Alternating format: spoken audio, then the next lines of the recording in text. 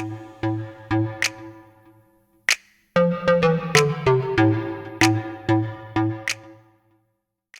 is up, everyone, and welcome back to the channel. I'm pretty excited for today's video. We're going to do a comparison of my Supercharged V6 MR2 and compare it to my stock NA MR2. Obviously it's bone stock besides the rims, so we'll go into greater detail right now. So this car is a stripped out track toy. As I said, it has a Supercharged V6, so it's an M90 blower, J32A2, so Honda V6, 6-speed limited slip differential. This car is bone stock, as I mentioned, besides the rims. It has the 5SFE full interior. It has these rims, but I do typically run black rims that are very identical to the OE specifications. If you are interested in seeing a comparison between my Supercharged V6 MR2 and a turbo MR2, my buddy Ryan and I actually did that one a while back. I'll link to that video down in the description below. Anyways, we're gonna hop onto the comparison and start with Layla over there. Considering the fact that the power plants is the biggest difference, I know everyone's gonna ask, how does it feel in terms of that? So the 5S actually has a surprising amount of like low to mid end torque. At the upper end, it kind of starts to fall off. I think it's about 5,500 RPM to redline. It's kind of like this dead zone where you don't necessarily gain any performance. I don't know if that's actually the right way to put it. It's just you can feel that there's not really any power up there and you're not really gaining anything by revving it out much more. Now the 5S, depending on your model year, I think it has like 130 to 135 horsepower and similar torque at the crankshaft.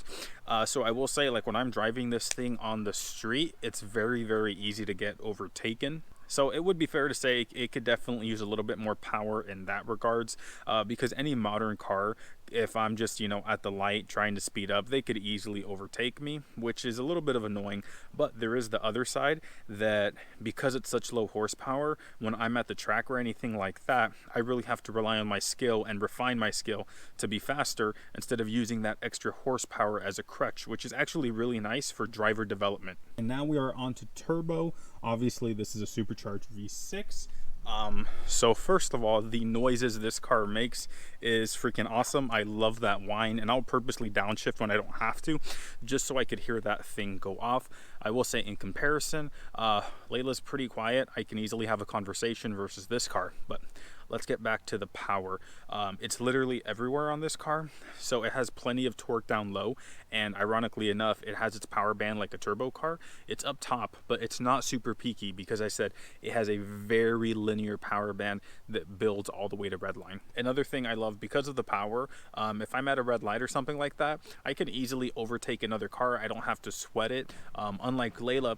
And speaking of that, since we're talking about driving on the street, one of the crazy things to me is the fact that I get very similar miles per gallon. I know that's probably something not everyone cares about, but in Layla, if I'm on the highway and I'm just cruising, I'm not trying to hypermile or nothing, I get about 30 miles to the gallon.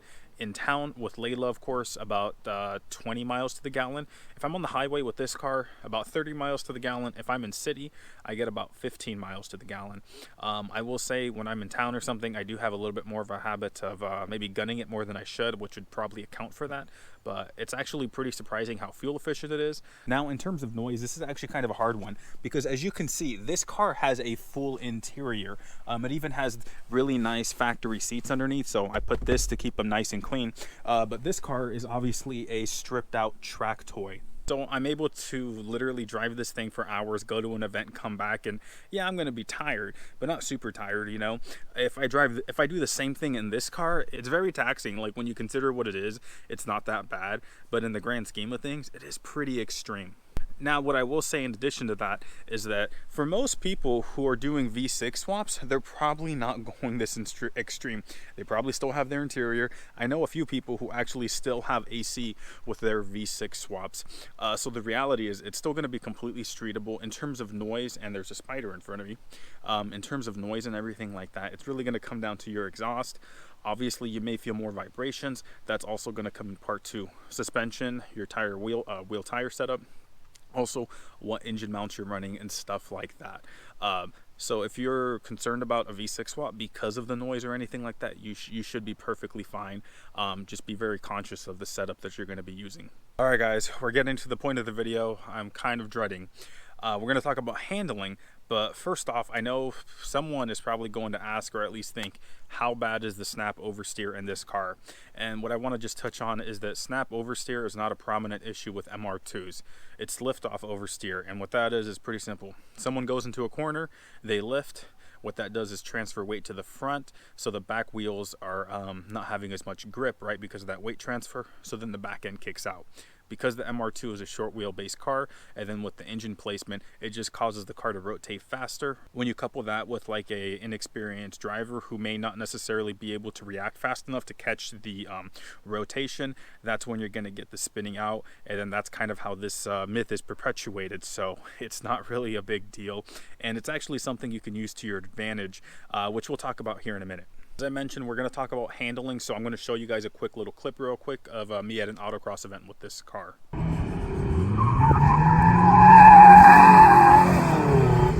And now we are in Layla. I had to take a minute to cool off. Luckily, this car still has working AC, which is freaking awesome considering it's about over 25 years old now. Anyways, though, from that clip, you guys could see that the back end stepped out. And the reason it stepped out is I was trail braking in that, right? So that unloads the back wheels, which reduces grip, so the back end stepped out. What's really nice, though, is you can see how easy and forgiving the car was, where yes, I did make a mistake, but it was super easy to catch. Now in stock form, for the record, those black rims are very similar to OEM spec.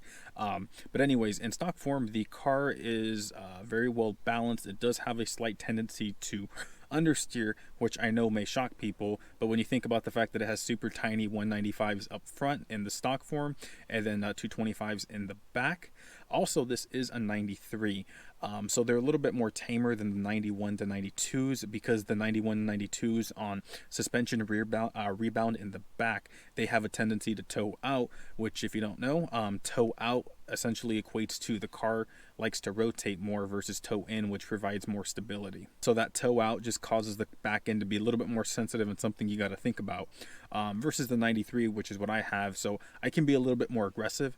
I also want to mention the simple fact that at an autocross event, I will definitely do that all day long. If I'm at the track, I will not dare do that. When you're going 80, 90 miles per hour, there's a lot less give and wiggle room. So if I mess up, I'm probably going off track. So maybe at most I might do a slight lift, unwind the wheel a little bit to try to get back into line.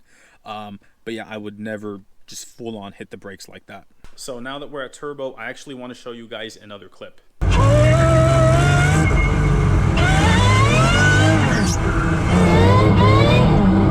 Before we continue, I actually do want to apologize because those clips, obviously the clip of Layla and the clip of Turbo, they're from different angles. I don't have that much footage like I thought I did, so I do apologize. But anyways, as you guys can tell from that clip, what had happened was as soon as I got near the throttle, the back end just kicked out. So the way I drive Layla and Turbo are going to be completely different, or are different. With Layla, I'm pretty aggressive, and one of my main concerns is just really loading up those front tires, because grip at the fronts always a premium with the turning, and then also with the fact with the braking itself, because the pads are super grippy, which causes the front end to lock up way earlier than the back, and that's kind of my fault for not mismatching those brakes. But anyways, with Turbo, it's a little bit different. I do my best to be a lot smoother, and then the other thing is, because of the power the car has, I can actually just steer the car, the back end of the car with the throttle, which is really nice. But I have to be very careful, because when I hit the limits of this car, the drop off is a lot more abrupt.